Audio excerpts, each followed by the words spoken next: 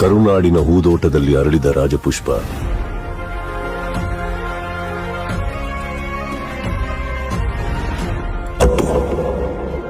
1975ರಲ್ಲಿ ರಾಜನ ಮಗನಾಗಿ ಹುಟ್ಟಿದ್ರು. ಸಾಮಾನ್ಯರ ಜೊತೆಯಾಗಿ ಬೆಳೆದ್ರು.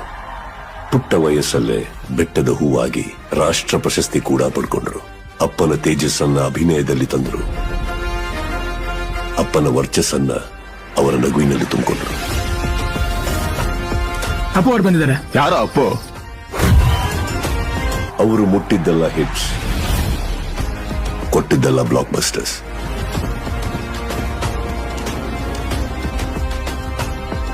ಜೀವನನ ಜನಕ್ಕಾಗಿ ಮೀಸಲಿಟ್ಟು ಜೀವನ ನಮ್ಮೆಲ್ಲರ ಹೃದಯಗಳಲ್ಲಿ ಬಚ್ಚಿಟ್ರು. ಮಾಡಿದ ಸಹಾಯ ಲೆಕ್ಕಕ್ಕಿಡದೆ ಎಷ್ಟು ಸಾಧ್ಯನೋ ಅಷ್ಟು ಅಭಿಮಾನಿಗಳ ಇಷ್ಟ.